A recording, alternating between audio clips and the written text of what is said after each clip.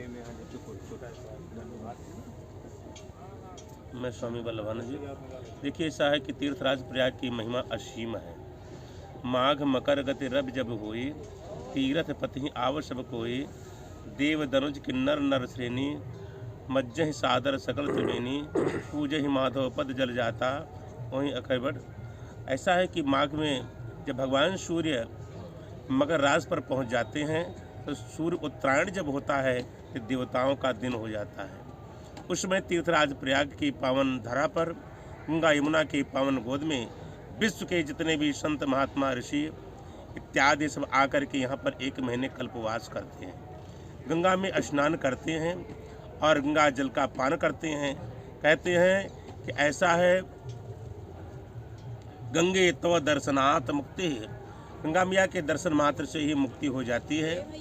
और गंगा गंगेत जो ब्रूयात योजना नाम सतैरपि मुचते सर्पापन्यम विष्णुगुम सगच्छति।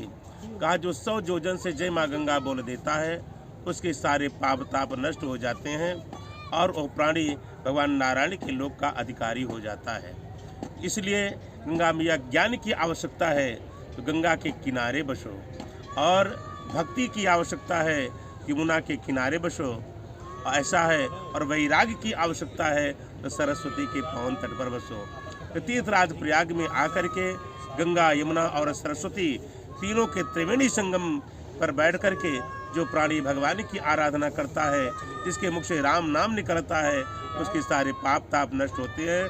जब तक वो प्राणी इस लोक में रहता है, सुख भोग करता है और अंत में भगवान के परम धाम को वो प्राप्त होता है। आप शिवलिंग, आपके शिविर में शिवलिंग की भी पूजन होने वाला है, इस समय इस संबंध में आप क्या? देखिए, जो प्राणी एक शिवलिंग बना करके पूजा करता है, उसके उस जन्म के सारे पाप ताप नष्ट हो जाते हैं और भगवान शिव के चरणों का अधिकारी हो जाता है। जो प्राणी सपाद लक्ष्य शिव जी का पूजन करता है, भगवान भोलेनाथ जब तक इस लोक में रहते हैं उसको सुख देते हैं और अंत में भगवान अपने चरणों में उसको स्थान देते हैं और उसको अपना गण बनाते हैं। शिव का मतलब होता है कल्याण, और शंकर का मतलब होता है सम कल्याणम कर करोति ते शंकरा, अर्थात जो कल्याण करे उसे शंकर कहते हैं।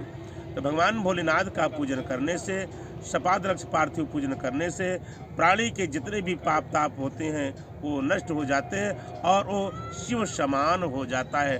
भगवान कहते हैं कि जो मेरे पार्थिव लिंग का पूजन करता है, मैं उसको अपना समान पद प्रदान करता हूँ। अब भगवान राम का जैसा मैं उसको मानता हूँ। राम के समतुल्य मेरा प्रिय प्राणी होता है जो मेरे शिवलिंग को बना करके पूजन करता है। माघ मेले में आपके कैंप में इस प्रकार का आयोजन हो रहा है, उस संबंध में आप क्या? ऐसा है कि इसमें जितने भी प्राणी हैं, जितने भी भक्त हैं, मैं सबको आवाहन करूँगा, सब आकर के भगवान भोलेनाथ के पार्थिव पूजन को करें, पार्थिव बनाएं और इस शिव पूजन का लाभ सब प्राप्त करें। मैं सबको बुला रहा हूँ कि सब कोई आइए और भगवान भोलेनाथ के पार्थिव को बना करके उनका पूजन करो और सब कोई इस पूजन का, इस यज्ञ का, इस अनुष्ठान का लाभ सब कोई आकर के लो।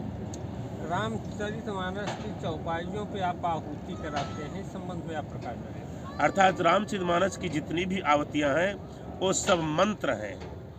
तो ऐसा है कि जितनी आहुतियाँ हैं, जितनी चौपाइयाँ हैं, सबसे आहुति देने पर जो है, सब मंत्र से आहुति देने पर प्राणी को एक जो है बहुत बड़े यज्ञ का जो है लाभ उसको मिलेगा। तो एक यज्ञ हो जाएगी इस चौपाई से आहुति देने पर, क्योंकि भगवान राम, गोस्वामी तुलसीदास जी ने जितनी चौपाइयों की रचना की है, भगवान भोलेनाथ ने जितनी चौपाइयों की रचना करके पार्वती को सुनाया है, तो सबसे आहुतियाँ देने से भगवान प्रसन्न होंगे, खुश होंगे और सबकी मनोकामनाएं पूर्ण होंगी। मेला के बारे में आप क्या कहना चाहेंगे? अर्थात तीर्थराज प्रयाग में शासन प्रशासन के द्वारा जो सुविधाएं मिल रही हैं वो अच्छी सुविधाएं हैं और प्रशासन सबको मदद भी कर रहा है यथायोग्य जैसे हो सकता है।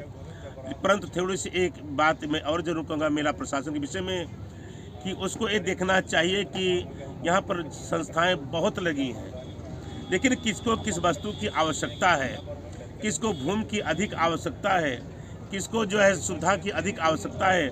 मेरा प्रशासन को इस पर जरूर ध्यान अपना आकर्षित करना चाहिए, क्योंकि यहाँ पर बहुत संस्थाएं कटी हैं और संस्थाएं कटा करके सुविधाएं ले करके केवल ताला बंद करके वहाँ पर टहलते रहते हैं। जिनको सुविधाएं मिलनी चाहिए, जिसको अधिक भूमि की आवश्यकता है, प्रशासन वहाँ तक उनकी दृष्टि नहीं पहुँच रही है। इस पर अपना ध्यान आकर्षित मेला प्रशासन अवश्य करे। इस समय मेले में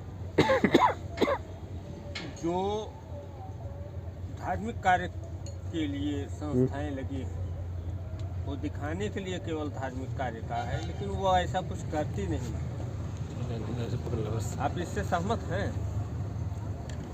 जरूर सहमत हैं कि जब संस्थाएं धर्म के लिए लगी हैं तो धर्म कार्य होने चाहिए, धर्म कार्य अवश्य होने चाहिए, करना चाहिए, क्योंकि उसके लिए प्रशासन ने सुविधाएं आपको दी हैं तो अवश्य करना चाहिए।